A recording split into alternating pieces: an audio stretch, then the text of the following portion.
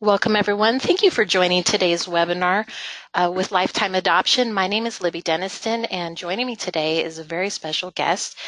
She founded a subscription box company, and I'm sure that she will have much more to say about this than I can even define. But many of you may know her as the woman behind HeartGrown boxes. Carly is joining us from Texas, but she has put together beautiful subscription boxes for adoptive moms in waiting who live all across the U.S. So she's coming to us today to share her own personal adoption story because that is truly the heart behind the Heartgrown boxes. And, you know, I spoke a little bit about this in some of the previews as we prepared for the webinar, but really kind of where we're coming from today is to really talk about the waiting to adopt, but also some of just the other heart issues that go into following a path to adoption and choosing to build your family through adoption. And so we welcome your questions and comments today as we're talking about her story and in the ways that she wants to encourage you today as you wait and pursue that path for the child that's meant to come to your family through adoption. You can do that by commenting or questioning, submitting those comments and questions, in the box on your screen. It should say questions, and so you can type right there, and we have several of Lifetime's coordinators joining us behind the scenes that will be able to type with you too. So if there's something that is really individual to you, hopefully you can get a little bit of direction and attention right here where you're tuning in. But otherwise, I'll try and share as many of these questions and comments with Carly as we speak today.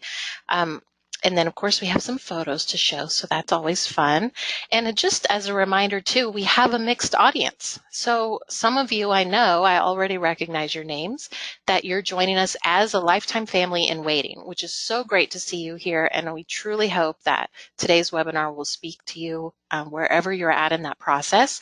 But also, we have people joining us today who are actively researching adoption, and they're looking into who they want to help them pursue that child. But also, I know there are some of you joining us who maybe just Googled adopt a baby for the first time last weekend or last week or this month. And so we just welcome all of you wherever you are at in your story, whether you're just starting to think about adoption or you are just actively praying and waiting for that one opportunity that is meant for your family. And today's webinar will be great because I know, we all know here at Lifetime, that anytime someone takes the step to just even apply, we know they're already coming from usually years of waiting to add a child to their lives, whether that was through infertility, maybe you pursued infertility treatments, or you walked through miscarriages or infant loss. Maybe you just always knew that adoption was going to be the way you would become a mom, and you were waiting to find the right spouse to just start pursuing that dream, or the right timing and getting the resources together to jump into adoption. There's so many different things in all of your stories, but they usually, I'm sure a lot of you could identify with just waiting. You're waiting for that next step. So we know that waiting to adopt doesn't just begin the moment you actually start a home study or start up with Lifetime or finish your home study, that you are coming to us today having already walked through a season of waiting, and you're still there. But maybe some of you are also joining us who have completed your adoptions, and you want to be on here today because Carly's boxes encouraged you, or because it still helps you to recognize that the journey you walk through, it doesn't just resolve itself the moment you have a baby in arms, which is something we're going to talk about today too. So wherever you're at in your story, we welcome you and just thank you for making time to be here. And Kim will pop up some, in the questions box, she'll pop up some ways to reach out if you do have questions, but just kind of as a real quick reminder, you can always find more information at lifetimeadoption.com, and you can call us at 1-800-923-6784 to learn more. And we would love if you follow along on social media, find Lifetime Adoption Center, and join in the conversation. So with that, I want to jump in and welcome you, Carly. Thank you for being here today. Thank you so much for having me. I'm so excited to be here. I've just been wanting to do a webinar with you for about a year, so I'm so glad that it finally kind of Yeah, me too. coordinated and worked out. Now, how long have you been a mom now? How old is your little guy? Oh my goodness. He's going to be 3 in May. So almost 3 years, which is crazy because it just flew by. They Mhm. always say it does, but you don't believe anybody until it actually flies by. Right, and that's what I can't believe. Like I will have been with Lifetime for 14 years, coming this summer, and I see photos of babies that I helped place that I still think of Oh as, 3-month-olds and my, it newborns, goes and too fast. now they're teenagers, and yeah, I can only imagine Yes. how those families are feeling. So, It's not, yeah, when they're little bitty babies, everybody's like, enjoy this, enjoy this. It goes so fast. And you're like, I am. I mean, like, what else? I think I am. And then you're right. Like, you blink and they're walking, and you're like, wait, where's my tiny baby that I can hold and wear and mhm. that isn't mobile and wanting to run the other way? So, yeah, it's absolutely true what they say. So I love that because you with that almost 3 years, I know that you still remember well those feelings of moving through the process, the very mixed experience that comes with adopting, but also now you have the benefit of kind of having settled into mom life for a few years too. So I feel like this is kind of a sweet spot. Like we get to know what open adoption looks like over the years, but also have that fresh memory from, when you were waiting. Yes. So let's just start at the beginning. I always like to start there with any adoption story to just talk about what brought you to adoption. Um, let's go from there. Yeah. So kind of to your what you were saying at the very beginning really resonated with me. I think it resonates with so many families as well. But we went through years of infertility, and it was unexplained infertility. So it was just we just kind of felt like we were spinning our wheels for years, and we nobody in our families had problems conceiving and getting pregnant and giving birth and having babies and making babies. And so it wasn't even on our radar that it might be a struggle for us. And so it was just a little bit of a surprise that things just weren't happening the way we felt they were supposed to. And so multiple years go by of just a little at a time. So first it's like, okay, I'll do this one little medication to help things along, or okay, maybe it's time for we did fertility acupuncture, and we're trying to do all the kind of natural methods to kind of gain some balance in what I felt like there was a lot of kind of imbalance with my hormones in my body. So we went on and we finally moved into IUI when all the more natural approaches weren't working.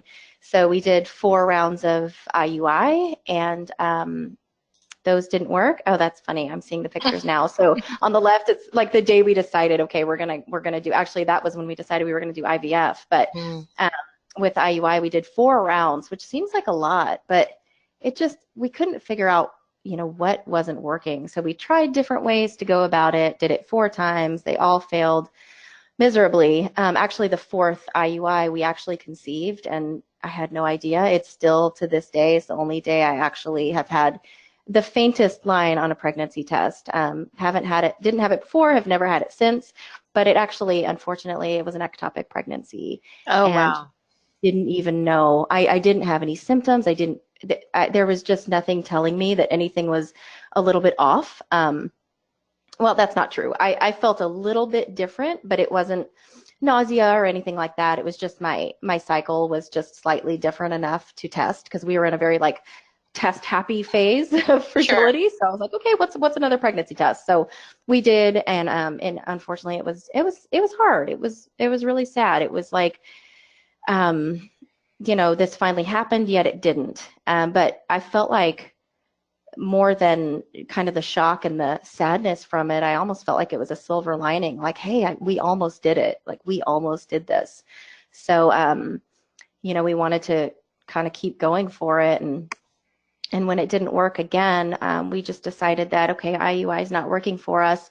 Do we take that next step into IVF, which I feel like is kind of that final, you don't go there unless you really have to. It's the most invasive or intrusive, highly medicated way to go about it. But we did. We felt like we should move forward, and we did that twice. And Neither one worked, obviously, but Yeah. they both failed pretty bad. I make a lot of eggs that appear great, and everything was great in the lab, but then they don't. Our embryos, for some reason, don't survive to day 5.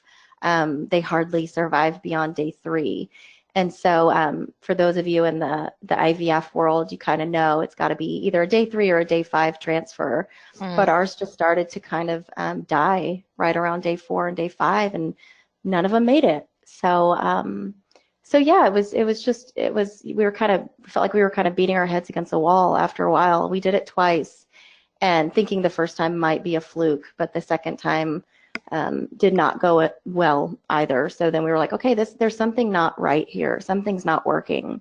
Mhm. And meanwhile, I started feeling like I was being led toward adoption as much as I wasn't quite ready, Mhm. because I felt like in a way I was giving up on my body if I stopped trying. Yeah. But I had to kind of come to terms with, okay, you're not giving up on your body, but maybe this is actually where the Lord is leading you. And that's why you've had to go through all of this to get to this place. Right. I So, I remember when we were talking and you said you remember those feelings that I'm sure so many of you listening could identify with. I think especially I know men experience infertility and that desire a little differently than women, but many of you could probably relate to a lot of what Carly just shared. But you talked about how just even that those questions of why isn't my body working, and you said yeah, how your sister was having babies and your mom never experienced this Mhm. kind of thing, so you're thinking like why is it me, what am I doing? And Right. that's a really hard hurdle, I think, for a lot of people to get out of that loop, to start looking at, okay, well, maybe this is leading somewhere else. Um, Right. I mean, do you ever look back and think, okay, God, like, why'd you take so long to tell me that we were heading towards adoption? I wouldn't have done all this IVF. Yeah, I mean, in the moment, yes. I mean, like, why would I? I mean, it's expensive. I mean, a lot of people realize it's not cheap, it's not easy, it's hard financially, it's hard emotionally. It's hard. It kind of takes a toll on your body and on your emotions and sometimes on your marriage. It's just exhausting because you feel broken in a way. And I do remember going to yet another baby shower and or finding out someone, was pregnant, and it hurts. You're happy for them, but secretly it just stings every time. And I was just kind of done. I was just, I remember kind of sneaking off into a room and in my own house. I mean, I wasn't around a lot of people, but I just wanted to kind of get away and just crying and being like, why, God, why did you make me broken? Like, why doesn't this work? And I know my husband struggled with the same things. He wasn't as, vocal about it, but I know that it hurt him just as much. So yeah, you wonder why I did at that moment. Why did we go through all of this if we were just going to adopt? But I really think, I mean, it was all needed. I don't think anything is wasted. I think that part of my weight actually grew me quite a bit and honestly prepared me for the next weight.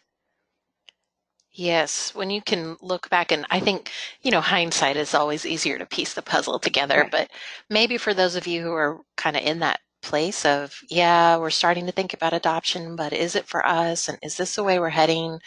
That you may not get the kind of peace and clarity that Carly's describing until you move a little further ahead in your journey, or even after you become a parent or add that child to your family.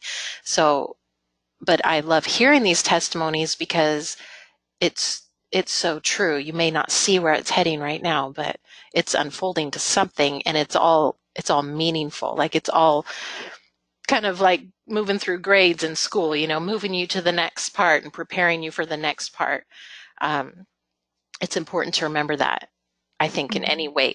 But you also, I would love if you could just speak a little bit more too on, I know, especially when you want so much to become a parent or add that child to your life, and you're going through infertility treatments, you're maybe pursuing IVF, and a lot of I think it's easier to make those kinds of announcements and updates to friends and family because you're still pursuing maybe a more traditional, like I'm putting quotes around the word traditional, um, a traditionally perceived path, where, oh, Mhm. she's just trying to get pregnant. Like, okay, we get that. But did you ever worry, like, how to tell your family that now you've shifted to, we're going to lay that all down and pursue adoption?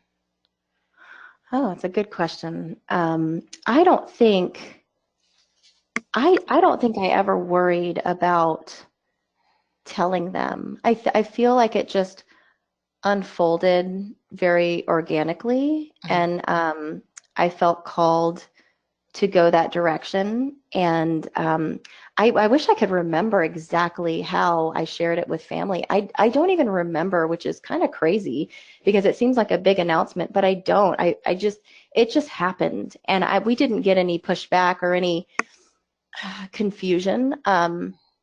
I do remember it's actually a doctor, one of our older fertility doctors that almost was kind of like, oh, you don't want to do that. It was really strange because I adored him. He's an amazing doctor, but Mhm. I guess, from his point of view and being a different generation, he was like, well, that gets complicated and the child won't know, where did I come from? And he kind of spoke to that around adoption and around embryo adoption when I mentioned it. And so of course that's not his thing. That's not Right. his expertise. It's not what he does. So I was kind of like, okay, well, that's your opinion. Let's just move on. But as far as my family goes, no, I think they were definitely supportive. I think they had a lot of questions, but those weren't expressed to us really um, obviously. I think there were more questions that came later, like what does this look like? What does this open adoption stuff look like? And Mhm. I think a lot of people have questions around that, whereas we were already kind of educated in that realm. And so we had to kind of go on to educate them after the fact. Yeah, well, that's a big hurdle for some people, even while they're actively waiting to adopt, is just sometimes people don't even say the questions in a way that sounds thoughtful or considerate, Yeah. and then they're feeling judged. Or there were a few comments that popped up while you were sharing that just said, yeah, people would say, aren't you gonna aren't you going to keep trying to have one of your own? The comments that people make, they aren't trying to hurt you, but they sting a little, especially when you've gone through 4 or 5 years like you did of really trying to Right. turn things around and reach your dream. So how did you?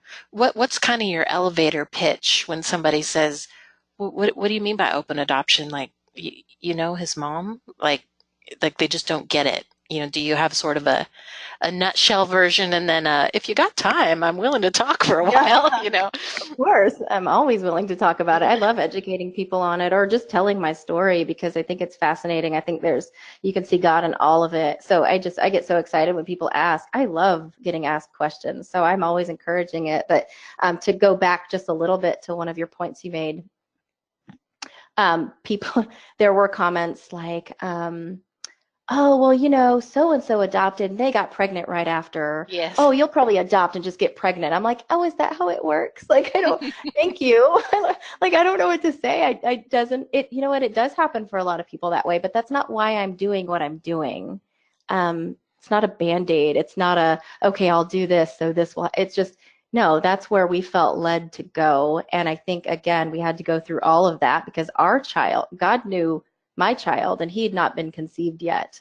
And so that whole thing hadn't played out yet. So I needed years to prepare for that child and for my heart to come around to it, for my husband's heart to come around to it. So yeah, you do get those comments and they still come. I mean, people don't know. They don't know what they don't know. I don't take it personally, but it is what it is. But Yeah. as far as the elevator pitch on openness, when people, I think it kind of freaks people out when you don't know. And I don't, that's okay because when I first kind of got into the adoption world and I learned about open adoption, I was kind of like, whoa, that sounds kind of scary. What does that mean?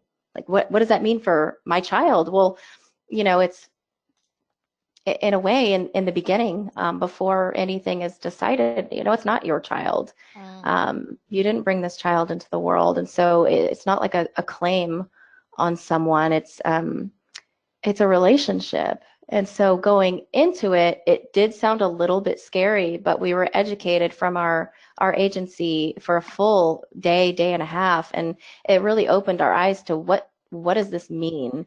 And it made it not scary. It actually made it really appealing, and I can really see why it's important. And it's really, at the end of the day, it's about the children. It's about that child and what they need to thrive. And I think it's just all around healthier that that child knows kind of where they came from and why, and has that relationship if it's wanted on all sides. And if it's healthy, I think they're better off knowing who they were, who they are. Hmm. Yeah, I think that's a mountain that most people come to, especially with open adoption. But anytime you're choosing adoption in general, you have to learn about what modern adoption looks like, and then look at the sort of the fears and the realities and the myths and the myth busters and all these things of each type of adoption you want to pursue. Like there's, even in foster care, there are some counties that are starting under case by case circumstances, starting to allow and encourage even an open adoption sort of tie, even though it may look different than what you have, say, through a private adoption with a birth mother who willingly chose you and willingly placed her baby. Mhm. You have to really look at, okay, what's my reaction to that, and where's that coming from, and then what is the reality? And we'll talk a little bit more about that, I think, as we share more of your story about what open adoption looks like for you guys, and what even having a visit with birth Mhm. family can be like, because it's really hard to picture. And I even have this conversation with birth mothers, with women who are just thinking about adoption, is it's nearly impossible to imagine all of the details and how everything's going to look with people you don't even know yet. Right. So some of it has to come a little bit with, I just have to trust that when I get there, I will navigate it. Like you said, it's a relationship. It's not a like cause and effect sort of thing. It's not a obedient. I mean, it is out of obedience, but it's not, I'm doing it out of obligation. It's, I have a relationship, and it goes back and forth. It's not just, I'm doing this as a means to get what I want. Right. It's And I think you finding the why and finding why it matters. Yeah, and I think you need to come when that happens and when it's in front of you and you and the birth family decide on what to do, it's just going to be a personal preference on both sides. It might change, but I think you just have to keep your word. I mean, at the end of the day, if you say you're going to do something, do it. If you say I'm going to see you every quarter, do it. Mm. Stick with it. It's a promise you made. And from what I've heard from some birth mothers that spoke at an event I attended, it's they rely on that. That's something they can count on. And they need to be able to trust you on what you agree upon. If it's just Yeah. sending pictures every month, great, do it. Just make sure you do what you think you can do and then stick to it. So when you and I were talking, I had written down something because, again, I love that you're talking about this because if any of you are listening right now and you have had these questions like, could I really do that? Or does that increase the chances that she's going to take that baby away from me after I've already, fell in love in a heartbeat, or does this mean that she's going to come in and tell me what vaccines I need to use, or totally be an interference, or if I'm always going to feel like I'm never really the mom, that there's always this Mhm. first mom that just stays in the way. If you're having those fears or those feelings, those are normal questions. Um, the key is to keep learning from real life adoption stories and asking the questions, like getting them out of your head so that then you can learn, well, okay, what do things actually look like today? And what is the process? And something that I wrote down when we were preparing was, what did you learn or think about birth mothers before you began? And then now, how would you explain that? I think that you've already shown that. You just described that so well, um, that there is sort of a before and after. Before I learned about what open adoption really looks like, and after I'm actually living with it. It just gives you um, more clarity. And adoption stories, I think, are the biggest windows into what that can be like, so that you can break through those fears. Even while you're actively and willingly waiting for an open adoption to happen, you're still probably falling asleep sometimes with, yeah, what will that be like in the Mm-hmm. hospital when she's giving birth and I'm just sort of Yeah. standing there or waiting to see the Right. baby? Or will it be Yeah. weird that I'm feeding her baby and she's just looking at me? Like, you're going to have those questions that may not get answered until you're actually in the moment with a Yep. real life woman who, like you said, Carly, I love that you brought the trust factor in, that you both have begun a line of trust between you for that baby.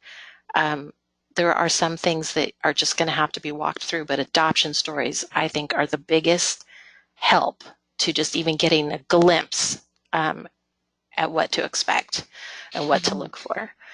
Yeah. So um, I will circle back because I definitely want um, to talk about what that looked like having open adoption at the hospital, like what that really meant to be chosen by a birth mother and know her, but then also to what it looks like now, because I know that so many people wonder what that would be like to even just have something casual that you're texting back and forth, or what if I Mhm. do have medical questions, can I ask her, or is that rude, and different things. So let's Yeah. circle back to there in a little bit, but for now I want to talk about, like, I brought up this photo of you and your husband, um, David, right? That's, yes, Yes. David. um, Got it. and so tell us, once you decided, okay, you know what, IVF, IUI, trying to figure this out, trying to get a diagnosis, trying to get a label, all of it, it's not going how we thought it would go. Let's do adoption. And you learned about it and you decided, yeah, we're in. How did you're still waiting to become parents, and that desire? I love something you said before. You said, I wanted to be a mom, and I knew that desire was from God. Hmm. And so that sort of drove you forward into, I know there's a child for us. Um, Tell us, just what would you say to someone who's going, I just feel like you mentioned something to me before about tunnel vision. I just feel like I'm so focused on what's not happening. How would you Hmm. tell somebody to break out of that tunnel vision while they're waiting and to make the most of that time in that season? Yeah, I think you know, most people don't look forward to waiting. I mean, it's not necessarily fun. Most of us are pretty impatient. And like you said, a lot of us have already been waiting. And so when you've already been waiting years and then you start another process that could take years, it's just like, oh gosh, like there's more waiting to be done. It's kind of, you almost dread it. And I totally get that, because one of the first things people going into this after, they ask, how long is it going to take? I think everybody wants to know Hmm. that. Yeah. We did too. I mean, that was one of the first things we want to know, because we're ready. We were ready years ago. We were ready yesterday. We were ready 3 years ago. So how long is this going to take? And in our agency, they're like, it could take 2 weeks, it could take 2 years. We just don't know. It's such a case by case, unique scenario. And what I learned just through the infertility journey and then the start of the adoption journey and that particular wait, um, and again, more in hindsight, but somewhat in the midst of the adoption wait, I just felt like we need to be waiting well. We need to be doing things to wait well, because I strongly believe that this is an incredibly important part of your journey. It's not about holding that baby in your arms. It is, but that's not it. So Hmm. I think just the wait, no matter if it's, 5 months or 3 years or whatever it is, I just think you have to find um, a purpose in the wait, because that journey is refining you. It's getting you where you need to be and helping you become who you need to be before you welcome that child into your home. And I always want to tell people, just wait well, just embrace it as much as it's hard. There's a lot of days that you're just like, okay, I'm done. Like this is not fun. I'm exhausted. I can't do this anymore. But just hold tight that God's working on it, and that this is actually a really big part of the journey. Yeah, it's it is hard, especially those of you who maybe you're having a hard day or a hard week, maybe it's even been a hard month. You might even be hearing that right now going, heard it before, not feeling it, Yep. and you might be a little skeptical that this is an important part of your story, but maybe that's the element where you need to surrender and just trust um, that where you are today it's a temporary valley, um, Yeah. and that it holds value to where you're headed. But for every family, that looks a little different. So tell us some of the things that you and David did to keep your marriage strong and to keep focused on your dream, but also to just be present where you are right now rather than just living for that future. Right. No, that's good. I dove into to a lot of quiet time in the morning. I'm not sure no, I don't think I ever did that before. And honestly, I miss it. I want to do it again. In this season, I don't have it, but honestly, that was such a precious time for me. I kind of went into what was soon to be the nursery. That we started kind of decorating and oh, I'm glad you put that up there. But yeah, I had refinished an old dresser and I was like loving this. And then we did this board and batten wall in the future nursery and just like I have to threw in show a it because it's glider. just beautiful. I have to show it. And this is Oh, a and then great we sold question that house. too. So I mean, that's a whole other story. well, and that's definitely something I want you to talk about because so many people wonder, they ask on almost every webinar, should I make a nursery? Yes. And, for you to even talk about how that was right for you and David. Yeah. But just for all of you to see, their nursery is just beautiful too. So this is where she'd go and spend that quiet time. Yes, I'd sit in that little glider and put my devotional and my coffee and a journal right on that dresser. And it was just, I mean, it took time. Like I was like, okay, I feel brave enough to do the dresser. Okay, that's it. I'm stopping there. I'm scared. And then I'm like, okay, I think we can get in there and paint the walls. So it was just step by step. It gave me something to do. I spread it out over time. I knew that if we got the call and the room wasn't painted, it wouldn't be the end of the world. But then I started to realize, okay, after it, I waited a little bit longer. I was like, maybe we should have a crib. Maybe we should invest in a car seat because you can't leave the hospital without one. So we just kind of had like the bare necessities. And then I started to get excited about making this room feel like a nursery after I got brave enough. Because again, for a time, I didn't want to. I felt like it would make me sad to walk into an empty nursery. So I get the struggle there. But in a way, I went about it in faith. Like I even felt like when we pulled the trigger and bought the crib, it was a faith purchase that just felt really big. It felt emotional. It was exciting. So this is where I spent a lot of time just enjoying quiet time and prayers in the morning. And then I would journal things, which again, I don't do. And I hate that I don't do it because it was so special. And I could go back and read that and just see where I was and see how far I've come.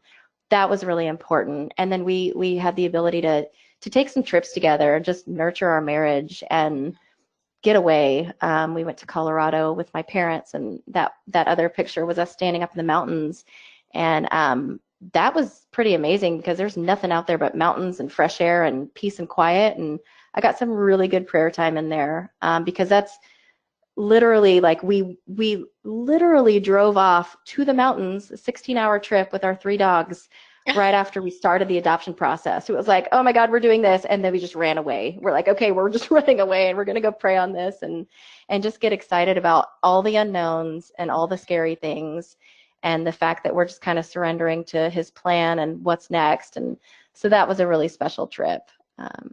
Yeah, got to spend a lot of quiet time there. And we did get to go to there was an infertility group at my church, the church we went to then, called Hope in Shiloh, and we had just attended a couple times and we were in the midst of IVF when we were attending. But that's kind of I feel like how God nudged me personally forward toward adoption is I was doing IVF, but I attended this group and I just felt like I was supposed to be there. And of course, that night, of all things, this is an infertility group, they were talking about adoption. And I was like, Oh, okay, God, this is interesting. And yeah. so, sure enough, after that, I kind of kept that information in my back pocket. And then that second IVF failed. And then I kind of went back to, okay, what was God trying to show me there? And how do I need to kind of research this a little bit further and see where we're at? And so that's kind of what pushed us to move forward. And the timing was actually perfect. hmm Well, and I just keep hearing that over and over. The timing, everything led to the next. Yeah. And I heard something. I think I'm mixing up a couple sermons, but um, something that keeps coming back to my mind lately, and maybe it's because we were preparing for this webinar, but the idea of, and Heather spoke about this last week for those of you who saw our Facebook Live, the idea of doing the next thing. So you may not know exactly what preferences you want to be open to, but maybe you know you do want to adopt. So take the next step. It doesn't mean everything has to unfold, this giant box of balloons just releases at one time. You do one step, one step, one step. Mhm. And, that's a big part of how we operate here at Lifetime too, is we know it can be overwhelming. So then we break it down into stages, into phases, and walk you through that. And finding the community, I think, is so important, to know that you're among people who get it, because most of the time, I mean, even though they say 1 in 8 people go through infertility, Mhm. even if you have a large family, you could still be one of the only ones that you know of anyway that is walking through this. Yeah.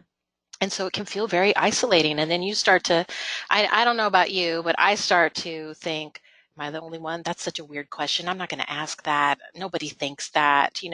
But then when you get in a community like you described, that small group, and you hear Yeah. someone else say it, you go, oh, I'm not the only one who Yeah. had that feeling. And hearing it out of someone else's mouth is not only reassuring to you, but now you also go, yeah, why did I think that? That actually sounds kind of funny now that it's out. Like it's just out in the Yeah. air, and you start to realize, I know that's not true. Like Yes. a big one, like, of course, everyone, I would say the majority of people that I know, um, they think adoption is good. But then when it comes to personally adopting, those real life questions come to mind of, well, of course, I think adoption is good, but would I love a child as much as I would if I gave Mhm. birth to that child? And all these Right. little things come um, out of a real place. And of course, even if you're a, a Christian and you're a Bible reading Christian and you pray regularly, you're still going to walk through these questions, even if last night you're reading a story about adoption in the Bible. So you're still going to wake up and have to process and answer that for yourself. But it's about actually being honest with yourself and then finding community, even if it's through these webinars that you're just touching base. If you don't have a small group access where you are, but these days, social media I mean, these groups are everywhere as far as I Yeah. can see. You do have to be discerning, I will add. Make sure that you're finding, again, a honed down group of people you can trust and actually get to know, not just 400 people that are walking through adoption, but like find a smaller tribe so that you can really um, even hear the Lord answering some of those prayers through those real life connections too. I think that's so important, especially as Yeah. you're waiting. You Um, can't beat that. Like being in a room, it's great to have social media to connect that way because it is so isolating, but there's nothing like being in a room with people that say, me too, like me too. And then you connect on that level. Or being in a room with 300 me too's, which if you find right. some of these conferences that you can go to, that was huge. We did a couple of those, and that was pretty awesome just to be in a room full of people who get it because we were around, family and friends who didn't get it, and that's okay. They didn't understand what they didn't understand. But yeah, to find community, even if you have to travel, go to a conference if you can, that feels really refreshing. That's really important. I think too, as a couple, I could see that being a benefit to your marriage too, because you're investing in your dream together rather than feeling, a lot of times I hear from wives that feel a little bit like they're sort of leading it, Yeah. especially when it comes to adoption, because maybe you're the one with the time or just maybe you have a job that lets you listen to all these webinars all the time. So you feel like you kind of have a leg up compared to your husband, or True. something. Sometimes there's one spouse that may sort of pull a little bit of ahead, but you're doing it together. But I think when you do, like you said, even traveling to a conference like that, or just like you described, the two of you with your three dogs, just taking a trip to celebrate, we're on this path now, Yeah. to pull And we're away doing from it the noise. together. We're Yes. a team. Like we're one. We're doing this together. It's kind of us against the world because we Yes. get it. So you waited for 5 years trying infertility treatments, and then you come to adoption. The big question everyone always wants to know is, how long did you wait once you actually were ready to adopt? Yeah, so um, once we actually said yes to adoption and basically kind of became a live and active family with our agency, it was a full term pregnancy. So it was Oh, nine wow. months. And so I realized that's short. In some situations, that's a shorter wait, which was amazing. We didn't know what was coming. We kind of prepped ourselves for the long haul. But I do realize in the adoption world, that's a pretty short wait, which was incredible. I just felt like we'd been waiting an eternity from the start of trying to that point. Hmm. So it just started a whole new season of waiting. Oh, that was Choose Joy that you Oh, showed. That was one of those where you're sitting around 200 people that can say me too, and that was really special. That really? conference. Oh, how Yeah, cool. a lot of infertility, a lot of adoption, just really, really cool. It's a great conference. But yeah, 9 months, and the reason why I think that's so unique and so special because again, God was in it. We went to an orientation. We felt really great about it. I was like, God, just help us to feel like this is like we're all in. This is a yes or this is a no. And we left there and said, we're all in. This is a yes.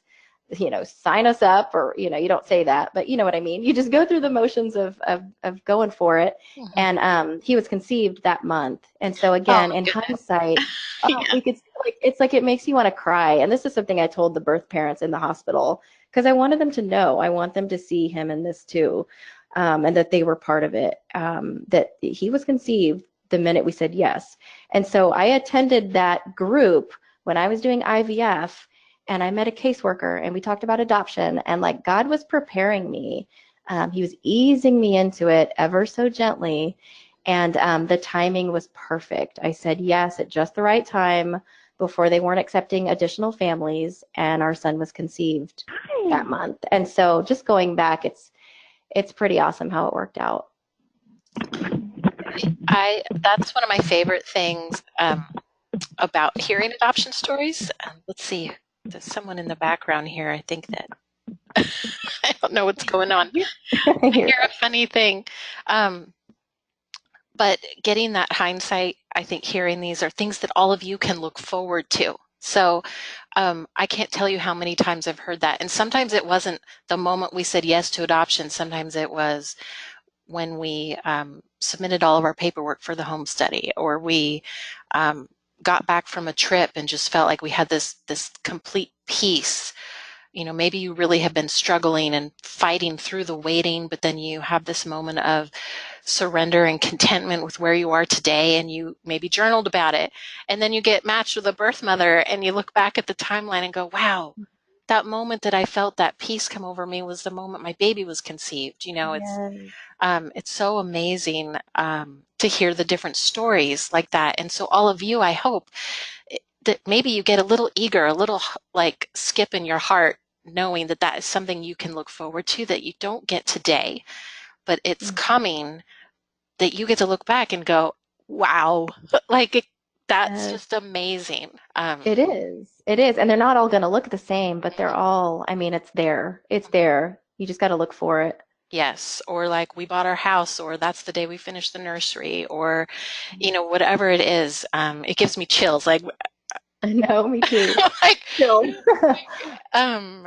it does. Like chills are just goosebumps are all over here because I just know that those are the things that I know in hindsight, and I don't usually get choked up on webinars, but like when all of us can look back at the different ways that God came through in different prayers and seasons, for you to look back and know that what he was trying to say to you all along, and maybe this is the Spirit trying to tell all of you something, what he's trying to say to you right now is, you can't see it yet, but I'm working on something. Like I really am in this. Like I'm making something possible right now, Yeah, and you don't get to see that yet, but it will come. You will get to see. You will get to open that gift.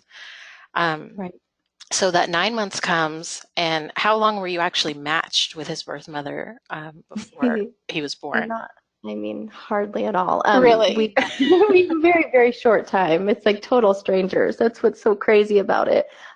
We met them middle of a week, like a Tuesday or a Wednesday, and then they chose us. We had like an hour long meeting, and then they chose us 6 days later, and he was born 2 days later.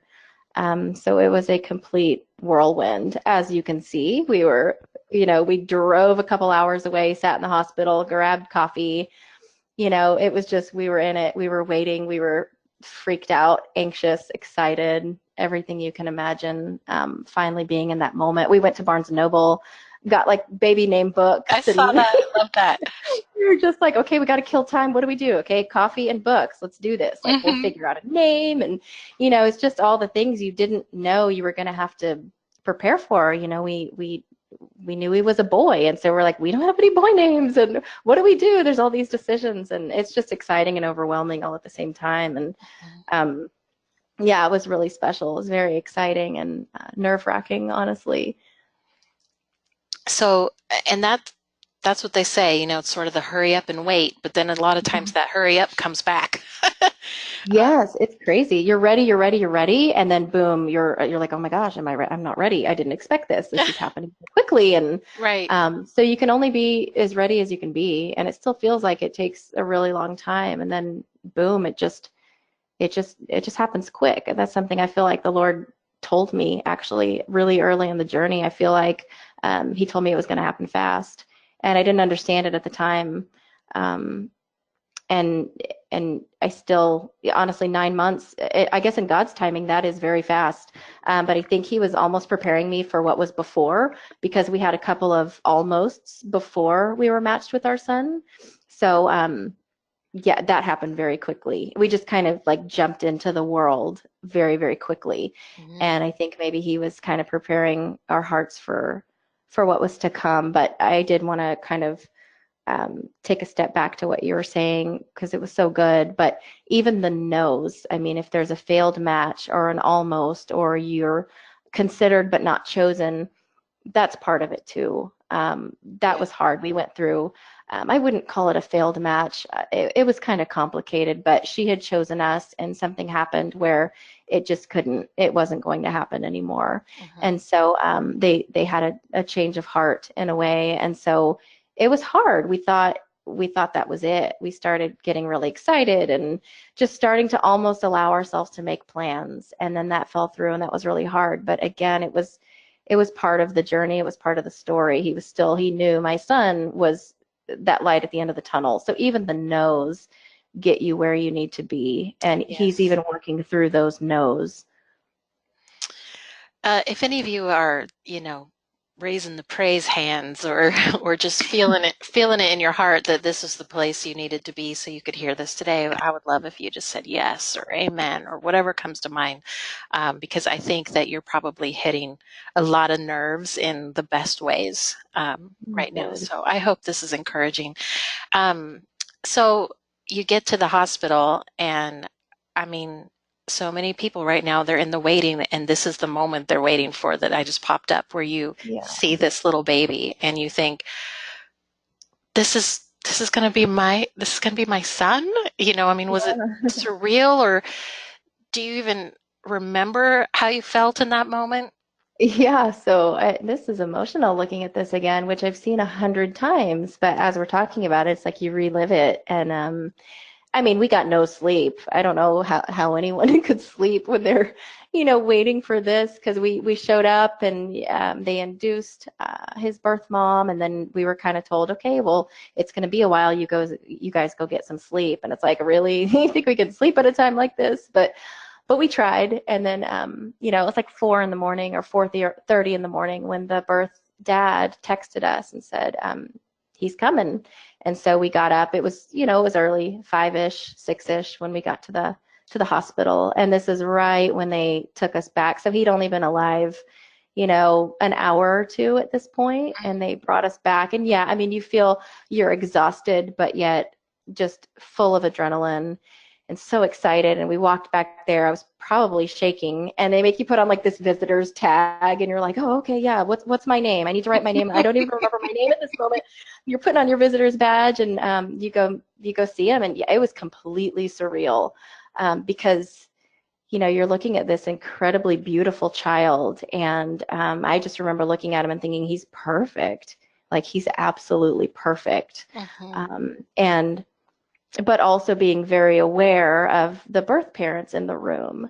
And, in a way, I wish I wasn't, because that's just the kind of person I don't know. I'm always like that. Like I feel out everybody in a room and I Yeah. want to know how they're feeling and how I'm affecting how they're feeling. Mhm. And so in a way, it was like I wanted to just fall apart and cry and hold him, but I was being really sensitive to with them and what they just did and what they're going through. So in a way, I kind of kept my emotions at bay a little bit, but I mean, it was incredible to look at him and then to hold him. It's pretty Mhm. exciting. It's hard not to fall in love right Yeah. away.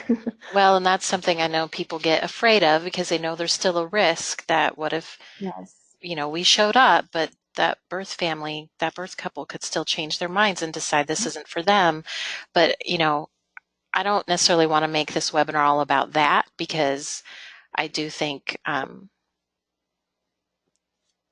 that's a webinar in itself. Yeah. um, is why you still need to be there, why you still need to be so present. And I just wanted to commend you because I actually think that it probably benefited your adoption and your whole experience that you were so very aware that there were those birth parents in the room and what they were going through so that you Hmm. could have this moment of, can I hold him? I've Yeah. waited so long for him, that I think sometimes it's actually in the adoptions where the adoptive couple may show up and make it all about the baby and they're Right. not aware of that because they're so caught up in their own part of it, their own role in there, that then those birth parents sometimes may express a feeling of, do I even matter? Right. Do you even know I'm here? Did you just Yeah. forget about me? And I think that awareness is probably what stood out in the first place to those birth parents, but also what probably solidified their decision. Like, she respects us and she respects what we're Hmm. going through, but she's also excited for this child and grateful. Like, it's so mixed Yeah. on Oh all gosh, there's sides, so so many mixed on all emotions. Oh sides. yeah. It really, it's so much joy and grief all at the same time, but it's just beautiful. And that, to what you were saying, I mean, it's perfect. It perfectly kind of describes myself and my husband, whereas we're in the room and I'm still like, I don't want to be guarded. Like I'm loving this baby and I couldn't be more excited and overwhelmed and overjoyed, but I'm somebody who just kind of guards my heart. I just kind of have that. I'm just very self-protecting because I do realize it could go either way. I have no claim of this child, we're just in the moment. We're just loving them and we're loving him well, and that's all we can do. And whereas my husband's over there on the other side, he was holding him. He was like, I love him. And I was like, oh, I Oh, mean, of course you do. But he just like poured his heart. I mean, he was all in. Whereas I'm sitting there like, okay, but we have to be careful because we don't know, which way they're going to go. And that's just me. sure. But I'm glad that we have that balance because you want to fall in love. But I just, I'm always afraid of getting hurt. Mhm. But that's not to say that I had a total wall up because it was just too easy to just dive in and Well, I think that's realistic. We usually like to say, hold a little bit of your heart back, just because I do think you need to be aware that you're still treading lightly through it. yeah, But the only way to get there is to keep treading, to keep walking.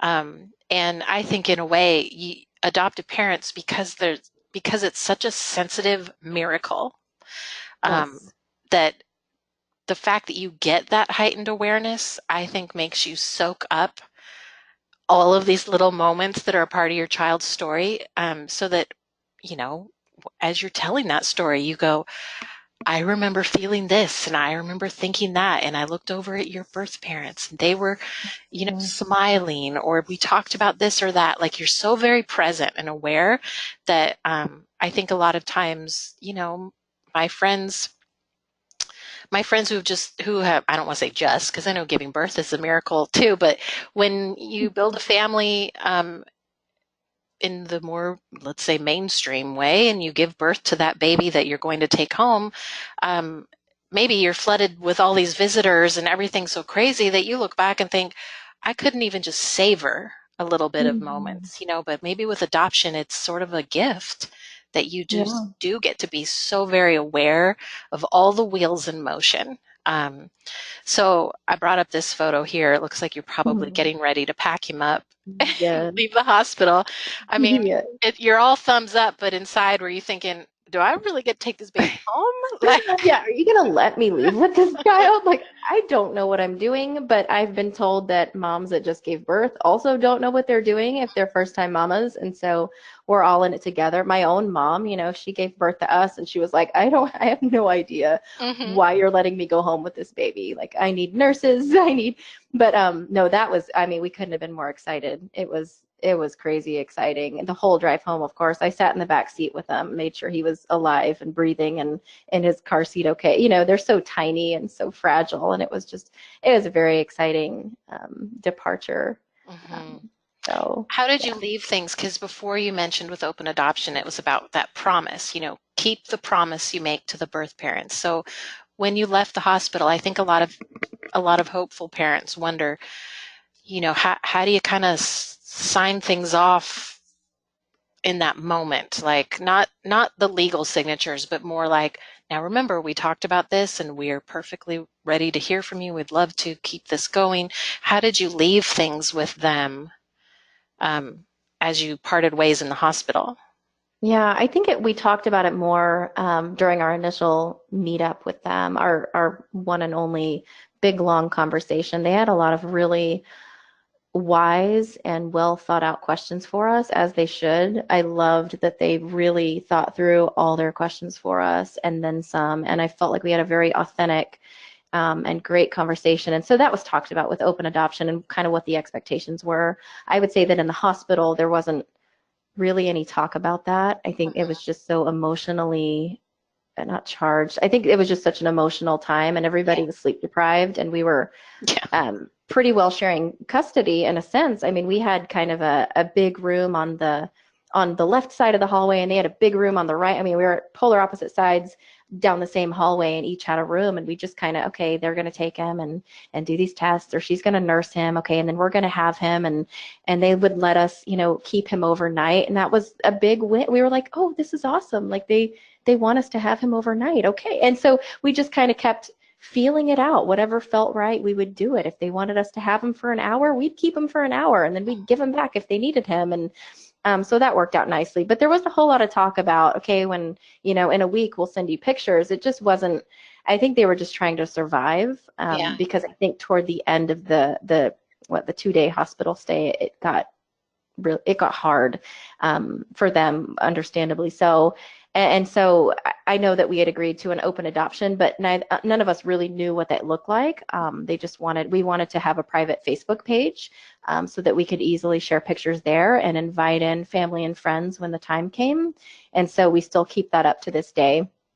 Um, and I didn't know, I felt like I kind of had to tread, had to Love tread lightly around, it's a very sensitive, hard time. So we part ways, we go home, they go home. I don't know that she necessarily or they necessarily want to see pictures right away. So we didn't. I mean, it's a hard day. It was a hard night.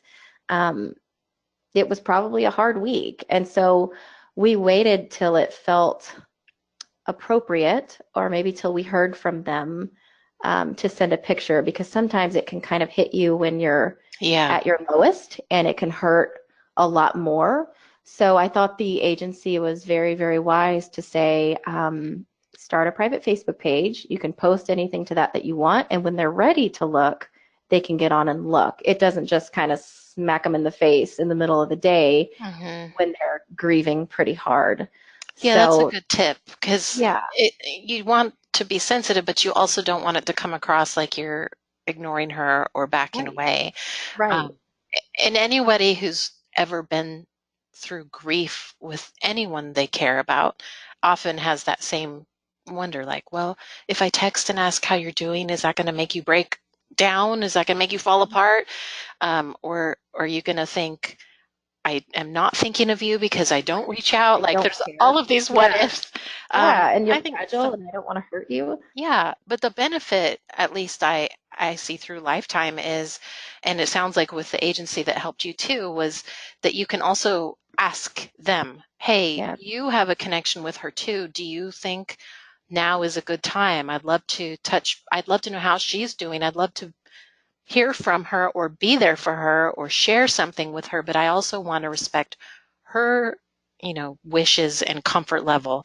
And so you get the benefit in open adoption of having that middle party that is connected to you Mhm. both, be able to say, actually, yeah, I was just talking to her this morning and she said she'd love to hear from you, and if you Yeah. don't always know. But I think also as you navigate open adoption and that middle party with the agency, it's not that it ever goes away, but the connection is always going to be between you and that birth family one-on-one. Um, Right. that it's also okay to ask, hey, you know, is the Facebook group or Facebook page or group or whatever you've set up, is that still working for you? Or would you Mhm. rather I just text these, like, to communicate so that that birth family also knows, okay, I can speak up. They actually care. Like, I'm not, because Mhm. they're worried about stepping on toes too. I will just say that. Mhm. From my experience, birth parents often worry that they're going to be intruding. Um, but they're sitting there going, but I would love to see a photo, but I don't want to ask too much of them. They've already adopted my child, for heaven's sake. Like, they are grateful to you and also want to respect your boundaries and your space with that baby. But just being able to say, hey, was thinking of you, and like let it go somewhere. And those are little cues and little details that you'll learn as you have that one-on-one connection with that one birth parent, that one birth family, because it's not 12 different birth moms that you're trying to figure out how to be there for. I mean, unless you adopt 12 times, but Mhm. um, it's the one, and you walk through it like any relationship. As you build a friendship with anyone, there are certain things that you will share as the relationship evolves, and you'll learn their comfort style with communication and their patterns. Like, if you do have a Facebook thing, it might be, well, she always is clicking like and making comments 2 in the morning. So I know she's a night owl. Like, you learn these little cues about them because they're individuals that you're taking Right. time to have relationship with. So for those of you who are thinking, oh yeah, that makes me so nervous because I would never want to get it wrong. Um, but also you can always get it right if you're just honest and loving too. I Um, agree. but to I, remember too that agency, that adoption professional is there in the middle, especially for the early days, when you're getting to know each other, or after that baby comes home and you're not quite sure, is now the right time, or what will this look like? And you start to set a pattern, and you start to set a pace for the the personal relationship you're making through this little boy. So I love that you shared that you just sort of found a solution through Facebook. I think that's such a great way to use social media. yeah. Um, And it definitely evolves. We still use it. We use it often, and we've invited people in that we all mutually felt comfortable bringing in, people that found out about him because nobody knew that they were expecting and that they made an adoption plan. yeah. Nobody knew. And so that was hard. I mean, it wasn't my say. It wasn't my decision that they tell people or don't tell people, but that was hard. And so over time, as they shared it with more friends and some family, we would invite those people into that group to see him grow. And I think it's also good. Well, I'm always sensitive that, okay, could this photo hurt or sting a little bit or not? And I think even just the birth parents, his birth mom, they've really, both of them actually have really assured us that no, we need this. Like, we see he's doing well. It reaffirms we did the right thing. We see how happy he is. We see how happy you are. Hmm. So I think that's been helpful for healing on their part as well. Yeah, I think that is a reality most adoptive parents underestimate. A big part of what you're doing when you honor that promise to keep in touch is just reminding her of the amazing choice she made. that she can still trust you and that her child is happy and that she takes pride and peace in seeing I did that. Like I made that happy family. And I Mhm. mean, what a reward to her Yeah. confidence, to choices she may make in the future. We often say a lot of times an adoption plan may be the first time that a woman has ever actually took an initiative to make a plan and see it through. And then when you do that, you realize, oh, well, maybe I could do that with my educational goals or Mm. with my job goals or my relationship goals. Or it just, a lot of times, these women that come to us, they haven't had that experience or people in their lives to tell them, you can, you can see something through. I mean, that's something I think a lot of us on this side take for granted. But a lot of these birth parents are coming from places maybe where they have lost confidence in their own ability to create a future. So what That's a good point. what open adoption does too is it also shows them, that I can make a future for my child, but now I also can make a future for myself. So that's a whole other soapbox I could get on that I'm passionate about. But so I want to, before we talk about your boxes, and I know we've kind of gone over here, so I hope you can stick with us just a little bit. Of Um, I, course. I look at some of these photos here of your little guy as not an infant, not a baby, and to see you and David as happy parents. I mean, when you look at this, um, and you go back to any of those questions about would I ever love a child as much as if I'd given birth, what would you say to people on this side of things who are walking through those hard questions today? I mean, I look at this and I don't see any difference. Right. No, yeah, it's a great question, and some people are afraid to ask or afraid to say it out loud. But I mean, it's a legitimate question. I think we all ask, and I haven't given birth. I don't have any biological children, so I can't, speak to this. I don't know from experience, but I can't imagine that it's any different. He's our child. I mean, we see him as our child, and we adore him. And it just, I mean, again, it's also a relationship. So you bring home a baby. I didn't get to know him for 9 months in my belly, like I'm bringing home a baby that's also new to me. And this is also a relationship, and it also grows. And I mean, we couldn't love this kiddo anymore. He's pretty incredible. We're a little bit biased too. He looks like he's just smiling all the time. He really is. Oh my gosh, he's the happiest baby. Now he's a toddler, so he has his moments, but Sure. he was happy. I mean, he's a happy kid, but he was the happiest baby. I mean, a good baby. He's quiet, very, very happy, a good sleeper. I hit the jackpot with this one because he's such a good kid. See, I see even the Target shopping cart, and I think there's probably some maybe adoptive moms in waiting right now that are thinking, that's all I want. I want to be one of the Target Yeah. moms that's strolling through complaining about how her kid grabs everything off the shelves. Like, I think Right? that would be amazing. And Yes, I was that. I was that. I totally relate to being there. Like, okay, I keep seeing all these moms in here in Target or all these pregnant ladies, and you're just waiting for it to be your turn. So Mhm. it's coming. It is coming. So let's talk about the subscription boxes. So you um, went through your own journey, and we've all been so encouraged by just your testimony, but also the words of wisdom about waiting. Um, let's talk about these beautiful boxes that your story led to. Yeah, thank you.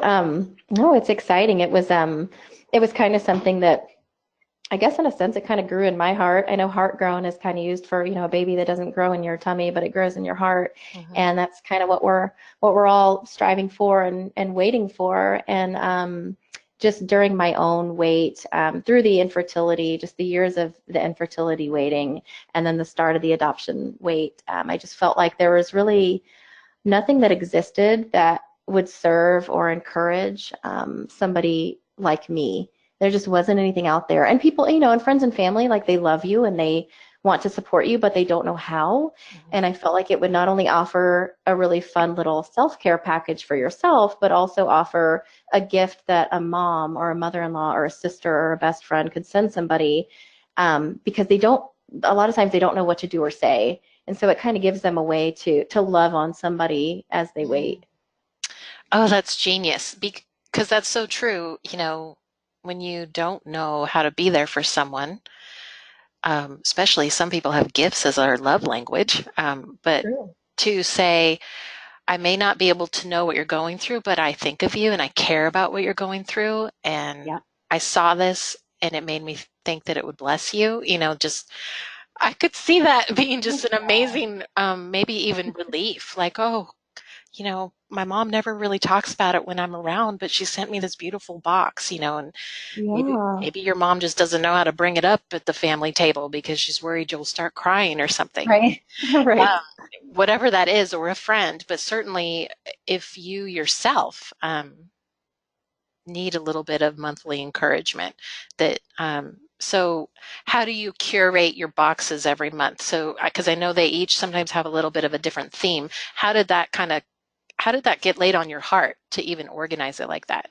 Yeah, I just kind of figured out a couple years, maybe I don't know, maybe a year before before the adoption wait started, it was kind of on my heart. I didn't even want to speak it out loud because I was scared, but I thought it was something that might actually really, come to fruition. And then, sure enough, it did. And I didn't actually launch the business till he was about 6 months old, because I was like, yeah, you know what? I think it's time to go for it. And I'll either hear crickets or people will say, hey, I'm raising my hand. This is for me. And so, there was a good, handful or more. I guess there was about 20 people or so in the very beginning at launch that said, hey, this is amazing. This is for me. And I was like, okay, so maybe I'm onto something. And I figured I could just throw stuff in a box and send it out and call it a day. But then I felt like I could really kind of bring the point home if I kind of pick a theme every month and then pick scripture around that theme, because not only is it something to encourage, uplift, prepare, say, I love you, I'm thinking about you. Hey, you're not alone. Hey, I get it. I see you. I've been there. But also, here's the theme. Here's why I put in this box what I put in this box. And here's some scripture to meditate on this month. So let's Mm, talk about this month. And so I like that the theme goes with everything. It makes my job a little bit easier on my side, but also I feel like it really adds value. yes. So you can go to heartgrownbox.com if you want to learn more about these. Um, I've I know there are lifetime moms who have gotten these Yes, boxes. And yes. one of the things I will just brag on you a little bit, Carly, is that Carly takes this very personally too. So when you subscribe to get her boxes, or when you even just chime in on posts that she puts up on her Heartgrown Facebook page or Instagram, um, she cares. She cares about what you're going through. And I have heard from the adopted moms in waiting with Lifetime that have gotten your boxes, that part of just the value of your boxes was the fact that you actually respond when they reply to an email or share their part of your that part of their story on one of your posts. Like, you actually reply and encourage them back, and that that is truly special and unique. I think, to know that there's a real life person behind this. It's not just somebody that found a lot of really cute merchandise and said, this Mhm. is really trendy, I bet it'll make a lot of money, and hey, this market over here looks like they could use it. Instead, it's someone who walked where you are today, who Mhm. is really behind each and every one of these boxes, praying for you and cheering you on. Thank you. Thank you so much for saying that. It really, really makes my day. Reading those comments just makes my day. Getting emails makes my day. Sometimes I get emails of, look, we brought home our baby, and I'll get pictures of the baby, and I'm just celebrating with you, and emailing me saying, how do you know? Like, how did you get through it? How did you know you chose the right agency out of all the agencies? And, Mhm. just being able to kind of speak truth into the situation. And hey, here's what I learned. Hey, I remember that was hard too. This is the wise advice my mom gave me, who's just amazing. And I feel like anytime I needed that, I would pick up the phone and call her. And I have to kind of a shout out to one of my ladies, Sarah, who said something about on a comment on one of your posts. Mhm. They always come on time, which is important when you're in the wait and don't know when anything will happen for you. I Yes. thought that was pretty profound. Like, wow, I didn't even think about that. It's important to me. I get them out on time, but I didn't know that was why. So that kind of stuff, that's so cool to know. Like, hey, this is something consistent that Mhm. I can look forward to every month that I know is going to show up. That Yes. Again, I think a lot of this comes back to the meant to be. Like God put you in these boxes because he knew you're also the type of person that would organize it like that, even if you didn't realize that that was a meaningful element. But Mhm. there are some people that would run these boxes and just as long as they got out within the month, that was all that mattered. Yeah. But the fact that it stands out to the moms in waiting that you're encouraging through these boxes in the mail, um, just icing on the cake. Gosh, thank you so much. And we, it was just the deluxe, the bigger box, which I call the deluxe now, for a really long time. And I just introduced a mini box because I know the bigger one isn't always affordable when you're trying to fundraise Hmm. and prepare for the cost of an adoption. So now I just have a different option for those that want something a little more budget friendly. And so that's an option on the site as well. If you can't do the big box, get the little one. It'll still show up. It's still happy mail. It'll still have the scriptures and the theme, and it'll have one item from the main box to just kind of lift your spirits a little bit. So something new to consider. Absolutely. Well, just and the reminder, like, because that's something I hear from, we do a few webinars, even just private webinars every month, just with our currently waiting families. And we have a system at Lifetime where, we ask families to check in on a monthly basis because that, going back to what you described, that's where the monthly check in started, was also because when you're waiting, you want to know that it's not just, all right, well, go live your life. We'll call you when we're ready, but Yeah. instead that you have the ability to touch base. Your doctor, if you're going along with your sixth round of Clomid, your doctor's not going to say, oh, check in with me. No, they're going to be more like, let me know when you need a new prescription or when Right. you're pregnant. Like, Right. and so it's really important to us to be able to validate and recognize, yes, we know you're still waiting. Like, and we're still out here chugging along with you. Right. And the box, I think, would do the same thing, whether it was the big or small. It would be this, okay, every day I'm aware that I'm waiting, but this arrived in the mail today to say somebody else knows I'm waiting. Yeah.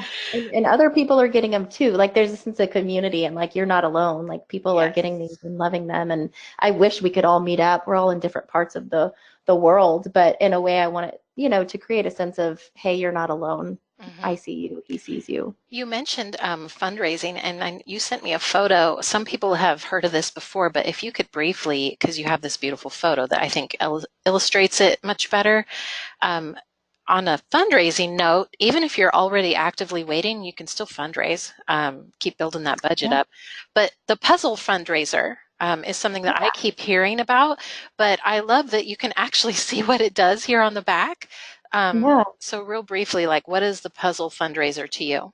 Oh man, that was fun. That was really fun. It was when we first started, we kind of first put feelers out there and announced it to our world, our circle, hey, we're doing this thing. And everybody was so supportive. That was pretty incredible to just kind of hear the feedback and see people, I didn't really expect anything. It's hard to ask for money. I mean, honestly, it's just hard. But we put that out there in faith because we knew we couldn't do it alone financially. And people just came out of nowhere, loving on us and Mm. donating toward the cause because they loved us and they wanted to see us become parents. And so this was a puzzle to basically, part of the fundraiser was they could donate any amount, but I think we said $25 per puzzle piece. So for Mhm. any $25 they gave, they got their name on the back of a puzzle piece, which we told them would then go in our child's nursery, and we could always flip it over to the Mhm. back and have a story on, hey, this is who helped us bring you home. Mhm. So I felt like this was another project, another way to wait well. It gave us something to do. We sat at our kitchen table and built that puzzle, and man, there was a lot of plain blank blue pieces. Those are really hard to put together when there's no Yeah. pattern. Yes. I didn't see that going into it, but I learned later that it took a while, but it was worth it. We still have it hanging in his room. It's pretty special.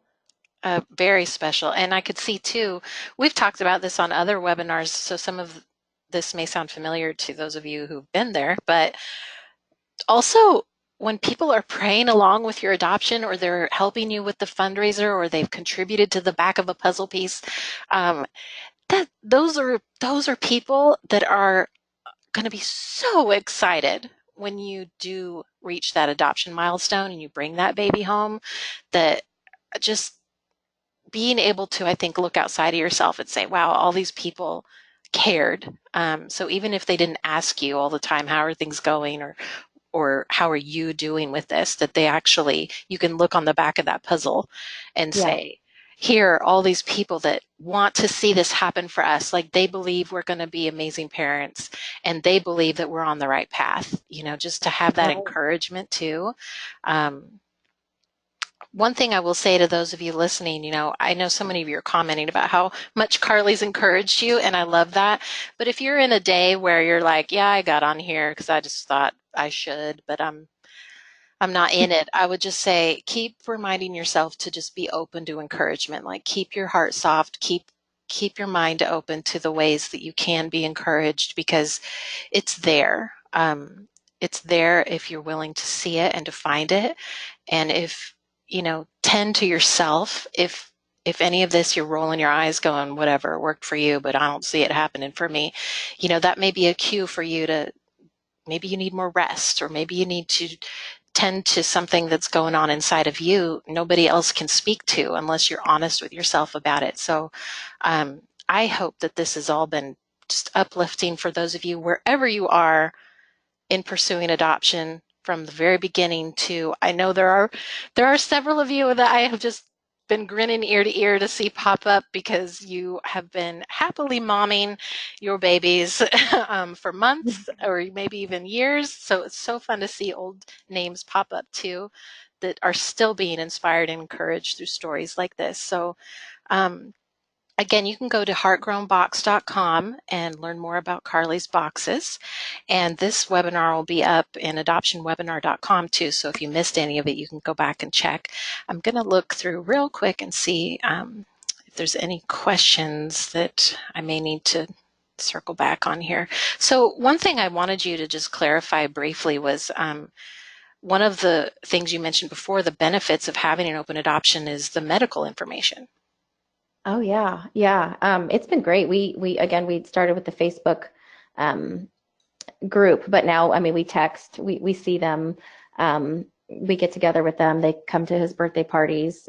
It's really been a gift. But we're freely able to text them, and it's totally comfortable to just have a conversation. So my son got sick like 2 weeks ago, and we realized he had asthma, and we didn't know that that's where it was headed, and I didn't know about a history of asthma because I just don't remember reading it, and I don't think we asked. So I was able to just leave the doctor's office and be like, hey, what's your history of asthma? And just get a response back. So it's been kind of nice to keep it open, because there's a lot you don't know, and just in the heat of all the things going on at the time, they're trying to make this hard decision. They may not remember everything or write everything down or express everything. So to just be able to touch base on some health stuff, especially with allergies, that's been really, really nice to have. I love that, just even that logistic side of it, and that those birth parents, they don't mind sharing. Yeah, yeah, I think they're happy to. And I know that you and I had talked about something, and I know that we've gone over here a little bit, but it was dear to your heart, and I know it's something that I think a lot of people experience. Like, we started out today's webinar talking about how some of the hard aspects of pursuing adoption is the reality that even though you're excited to adopt, and when you welcome that baby home, you absolutely feel assured that this is the child meant for you, that you look back and see all of these details complete a puzzle, and you know that you were headed towards that one baby. But at the same time, it doesn't always. Some women might say it would, but even our founder will share that adopting and being so grateful and so glad that you've adopted and so blessed by this child, and you love this child, and you are a mom and you feel it every day, doesn't often take away that desire to still experience pregnancy or the grief that you went through just to get you to adoption. And that was something that even surfaced back for you, right, Carly, when you were at Mm-hmm. the hospital. So you're moving through these very, like we talked about earlier, the mix of, there's birth parents in the room and I want to be sensitive, but I'm also thrilled and excited to be here, and also in sort of a shock, like, I can't believe I'm finally here. This is my baby. But Yeah. at the same time, having also in the mix those feelings of, I can't believe I didn't get to give birth to this child. Yeah. Yeah, that's definitely something I mentioned to you the other day and I wanted to speak to because it kind of caught me off guard and it wasn't for a day or two that I actually could put my finger on what it was because I always want to know why. Like, why am I feeling this way? This was unexpected. But that's how grief works. You know, it pops up at these awkward times where you don't think you even have a right. But in the hospital holding him, which was incredibly magical and everything we'd been waiting for, I felt a wave of grief come over me Mm. for a while. And I was like, this doesn't make any sense. But again, you're so sleep deprived and you're so caught up in the moment and all the emotions. I just had to kind of push that aside and move forward. But it was later that I realized that I was still grieving the fact that I couldn't give birth to him and that I was in a hospital surrounded by all these women that just had babies and that are learning how to nurse and breastfeed. And I was like, what, like I didn't do that. My body didn't do this. I didn't make him. Like almost like what right do I have being here holding him? It was just weird. So I just felt like I should kind of speak to that because if that creeps up on you, you're not alone. I definitely grieved the loss of me having him, me giving birth to him. And I still do. And to this day, it's not like he didn't fix that. It still kind of stings, like the fact that I still haven't been able to get pregnant. Like that still hurts some days, not nearly as much, but it's still there. You know, it doesn't necessarily disappear. Hmm. Well, and I know because we've talked about this with Marty on other webinars, but she will even share to this day. I even had a lunch with her a couple months ago, and we got to talking about how, you know, she has grown children now, and she's a grandmother, and she still doesn't like to attend baby showers because it takes her back to those scars. So, what I often like to say, if any of you need a metaphor, and if any of you have never heard our webinars, like you should know I'm an analogy girl and I love metaphors. And I'm always looking for like those real life ways that God's trying to show me something that I need to learn or just put a label to. But like when I was a little girl, I thought I could be a gymnast. That's not in me. I'm not athletic. But I tried to do a back bend and my equilibrium went off and I fell forward and I cut my lip almost off on the TV Oh, cabinet handle. And so oh my God. ever since about the sixth grade, I've had this scar under my lip that you can't really see. But for many years, even into my 20s, it would hurt, especially if it got bumped. But as I got older, it would heal, nerves heal, skin heals, like sometimes scars just take time to heal and not hurt. Now that doesn't mean that I was walking around with my lip hanging off my face for like, 20 or 30 years, but it did mean that sometimes it got bumped and sometimes it would hurt and it would make me remember how I got the scar. And that doesn't mean that I suddenly like relapsed and was reliving the situation, but the memories are still there. And so it still hurts. And I think the same thing holds true when you go through the loss of a dream or the loss of a child. And certainly having miscarriages or going through infertility, it's a loss. I thought my story was going to go this way and it didn't. And these are scars that happened along the way, even though they may not damage me today and I'm not walking with a limp or I'm not unable to do things or live my life with joy because of these scars. Maybe they don't affect your daily life, but sometimes they get bumped. Mm-hmm. And That's I think that will happen. I know for many of you, you may be coming to adoption on your second marriage. You're a blended family now, and you always thought, I thought I would have been a mom by now, but I married a man who had children, and now I want to be, I'm a first time mom, but I'm also an already mom, like I'm a second mom. And um, there's all kinds of stories that bring you in that you might be wishing your story went a different way. And those are little niches, little scars that might just get bumped sometimes. And so it's okay, I think, to just recognize that. That's why I love that Carly could bring that up because maybe you won't beat yourself up when that yeah, thought comes to mind and you're crying in joy holding this yeah. baby and feeding them, but also wishing that you had known what he felt like inside of you. Mm-hmm. I think So that just to is give yourself grace, give a lot of yes. grace with Yes. it. to everyone in the hospital. And that's something in a way that all of you have in common with birth parents. People don't grow up thinking, I'm going to get pregnant with a child I'm not ready for and make an adoption plan. Like that's not a life goal. So the birth parents that choose you are also walking through their own version of, I didn't think it would be like this. And you're coming together for a child and you're starting a new story. And that's the beauty of it, is that you're both coming from places that have scars, and you can become something for each other that nobody else could. I love that. So Very well said. that's my takeaway from your story especially, but from all of the adoption stories is just over the years, just to be able to see that adoption doesn't fix everything, but it becomes its own story, and it becomes beautiful in its own way, and it becomes something that you know you were headed towards all along, Mhm. that brings you peace and happiness and joy, and along with all the regular mom and dad stresses of just raising a child, navigating an open adoption relationship doesn't have to feel like a chore. It could feel like someone you love and someone you want in your life.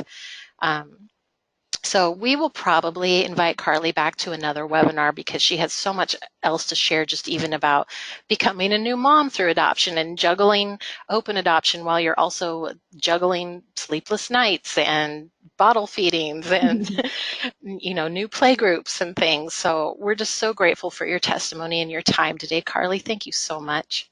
Thank you. You've just been, I'm sure all of you know how amazing Libby is, but I just have to give you props because you've been, one of my biggest supporters and cheerleaders from the very beginning. So I really appreciate you. This has been great. Well, I give thanks to Lifetime moms. Some of Lifetime's families are the most resourceful, and they teach us stuff. So if any of you know other resources or devotionals out there like Carly's boxes, please know that we love hearing about these. And they may even become things that I pass along to Carly and she sticks in one of her boxes. So Yes. Me you too. never know. You just never know. Oh, thank you, Beth. You guys are the sweetest to me. I didn't ask for any of that. So um, I just want all of you to know that we appreciate your time to be here and hang out with us a little bit longer than usual. And I hope that today's webinar just lifts your heart and keeps you focused on what's ahead, and just reminds you that you're not alone in this journey, and that there's something on the other side of this that you will explore. And then someday I will pop into your inbox and say, would you like to do a webinar and encourage other waiting families? So Yeah. your testimony is so valuable in the making. So please, if you go to sleep tonight, just lay down knowing that what you're walking through right now is important. Like Harley said earlier, don't discredit this time in your story. So um, with that, I think that I'll just remind all of you that if you have any questions or feedback from today's webinar, or just about your adoption journey in general, just know that we are here. All of our coordinators are happy to answer questions for you, and you can reach out Monday through Friday and get some answers or some direction, and look forward to future webinars that you'll see posted on Facebook or in your inbox very soon. So thanks again, Carly, and thank you to everyone who took time to attend. And to, if we're going to dish out props like it's candy, then I'm also going to give thanks to like the 5 or 6 coordinators that popped on in the background and that I've been seeing typing with with all of you as you comment too. This is the best part about Lifetime, I will say, is just that you truly do get a team effort, which I think is always evident on webinars, because you get to talk with like 3 of us at the same time. So we will talk with all of you again soon. Enjoy the rest of your day. Bye-bye. Thank you. Bye bye.